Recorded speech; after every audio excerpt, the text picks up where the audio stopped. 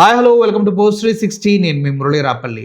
నాకు బీజేపీ వాళ్ళని చూస్తే అప్పుడప్పుడు జాలేస్తూ ఉంటుంది, అప్పుడప్పుడు బాధేస్తూ ఉంటుంది, అప్పుడప్పుడు ఎందుకు ఇట్లా ఉన్నారని ఏడుపు కూడా వస్తూ ఉంటుంది. ఎందుకంటే బండి సంజయ్ గారు చాలా పెద్ద వ్యక్తి కదా, చాలా ఉన్నతమైన వ్యక్తి. బండి సంజయ్ గారు ఇక్కడ బీజేపీ పార్టీని పాపం తన భుజస్కంధాల మీద మోస్తున్నటువంటి వ్యక్తిగా మంచి పేరే ఉంది.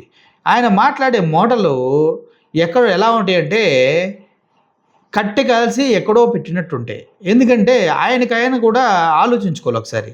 ఇంత పెద్దోడనే ఇంత వయసు వచ్చిందే, మరీ ఇంత చిల్లరగా మాట్లాడితే ప్రజలు మొహం మీద ఊస్తారని కూడా ఆయన అర్థం చేసుకోవాలి. రీజన్ ఏంటి? మొలదారం ఉందన్నా మాకు. మొలదారం ఉంది, అయితే ఏంటి మొలదారం వల్ల ఉపయోగం ఏంటి? గతంలో పిన్నిసులు పెట్టుకోవడానికి, తాయెత్తులు కట్టుకోవడానికి, ఏమన్నా ఐటమ్స్ పెట్టుకోవడానికి, లుంగి జారిపోకుండా కట్టుకోవడానికి మొలదారం ఉండేది. ఆ మొలదారం ఉందన్నా మాకు. ఏం చేసుకుంటారన్న మొలదారంతో?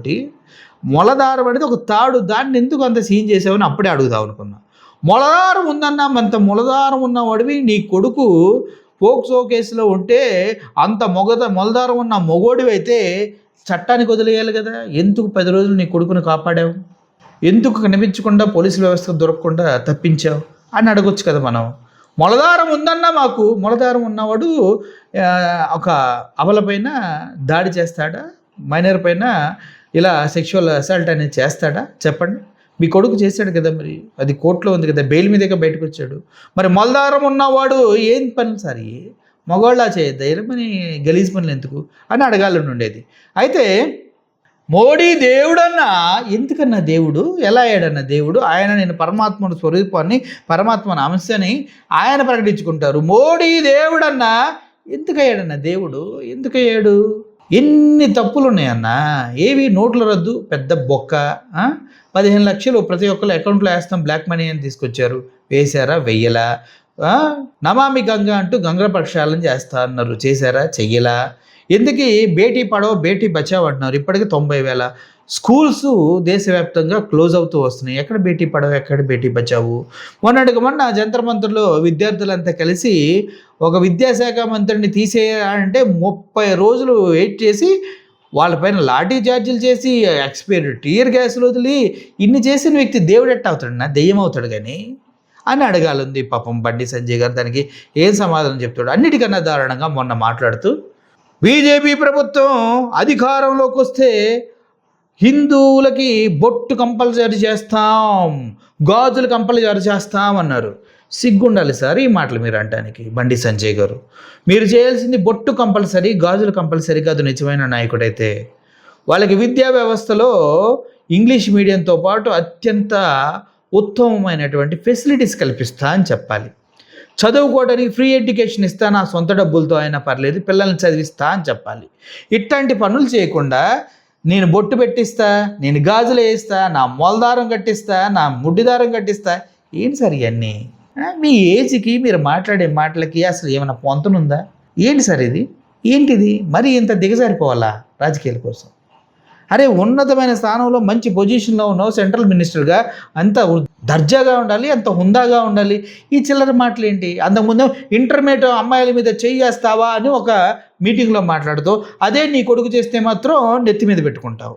ఏందన్నా ఇది? నాకు అర్థం కాదు. ఏంది ఇది? ఇది కూడా ఒక ప్రతికేనా? ఇలా చేయొచ్చా మనం? బొట్టు కంపల్సరీ చేస్తావు ఎందుకు? అప్పుడు ఎంఐ హిందూ, ఎంఐ కాదు, ఎంఐ క్రిస్టియన్ అని తేడాలు చేసి, అంటే ఇప్పుడు హిందువులు బొట్టు పెట్టుకోవట్లేదా? అంటే హిందువులు కాదా? అంటే బొట్టును గౌరవించట్లేదా? నువ్వు కంపల్సరీ చేస్తే పెట్టుకోకపోతే జైల్లో పెడతావా? లేదంటే వాళ్ళపైన ఎటువంటి శిక్షలు వేస్తావు? ఏంది ఇది? నీ చేతిలో ఉన్నాయి చెప్పాలి కానీ ఇలా సొల్లు కబుర్లు చెప్పడం ఏంటి? ఫస్ట్ గవర్నమెంట్లో ఉన్న అవినీతి పరుల్ని ప్రక్షాళన చేయండి. చాలామంది ఉన్నారు కదా అవినీతి పరులు, పెద్ద లిస్టే ఉంది, చదవమంటే చదువుతాం మీకోసం. మీ దాంట్లో పడి వాషింగ్ మిషన్ పార్టీలో పడి కొట్టుమిట్టాడుతున్నటువంటి చాలామంది ఉన్నారు. వాళ్ళ గురించి చెప్పమంటే మీకు హ్యాపీగా చెప్తా. ఇట్లాంటి మరీ చిల్లర కామెంట్స్ ఇంకెప్పుడు చేయకండి అన్న. చూస్తే నవ్వు వస్తుంది, మొహం మీద ఉమ్మేస్తారేమో జనాలని భయమేస్తుంది. అర్థమైందా? ఎందుకన్నా మనకి పెద్ద పొజిషన్లో ఉన్నప్పుడు హుందాగా దర్జాగా ఉండాలా. బొట్టు, గాజులు, మొలదారాలు ఏం చిల్లర మాటలన్నాయి.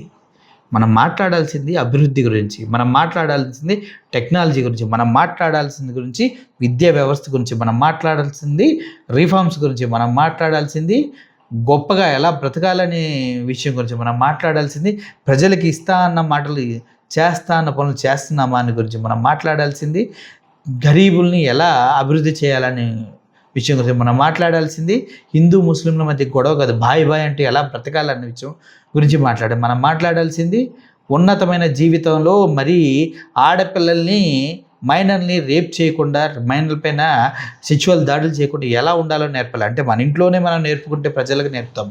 మీరు అలా ముందుకు వెళ్ళాలి, గొప్పగా ఉండాలి, మంచిగా ప్రజల్లో రేపొద్దున బండి సంజయ్ అంటే అరే చిల్లర మాటలు మాట్లాడరా, ఉందాగా మాట్లాడతాడని చెప్పే విధంగా ఉండాలా. నేను ఇది చేస్తా అంటే అది చెయ్యండి, మీరు ఇది నిలబెడతా అంటే అది నిలబెట్టండి. బీజేపీ గవర్నమెంట్లో సెంట్రల్లో మీరే ఉన్నారు, లోకల్గా మీరు అధికారంలో ఉన్నారు, మీరు ప్రజలకు ఏం చేశారో చెప్పకుండా ఈ చిల్లర మాటలు మాట్లాడతారు. ఏందన్నా బొట్టు ఏమైనా రాజ్యాంగబద్ధంగా కంపల్సరీ అని రాశారా ఏంటి? లేదంటే హిందుత్వాన్ని పేటెంట్ బీజేపీ అని తీసుకుందా ఏంటి? అడిగితే మొహాలు ఎక్కడో పెట్టుకుంటారు, కానీ వాస్తవాలు ఉంటే వాంతి అవుతుంది. అసలు బీజేపీకి హిందుత్వానికి ఏంటన్న సంబంధం నాకు అర్థం కాదు. బీజేపీ నిన్నగాక మొన్న పుట్టిన పిల్ల పిత్రి బ్యాచ్. హిందుత్వం పురాణాలు లక్షల కోట్ల సంవత్సరాల చరిత్ర ఉంది. మీరేందన్నా దాన్ని నడిపించేది, దాన్ని బ్రతికించేది? ఎవడున్నా ఎవడు ఉండకపోయినా, మీరు ఉండకపోయినా హిందూ ధర్మం, హిందుత్వం ఎక్కడికి పోదు, భూమి మీద శాశ్వతంగా ఉంటుంది. మనుషులకు అందరినీ ఒక నిర్దేశితమైనటువంటి మార్గంలో నడిపిస్తూనే ఉంటుంది. అర్థమైంది కదా? Thank you for watching this video. ఈ వీడియో పైన కింద కామెంట్ చేయండి. Murali signing off. Thank you so much.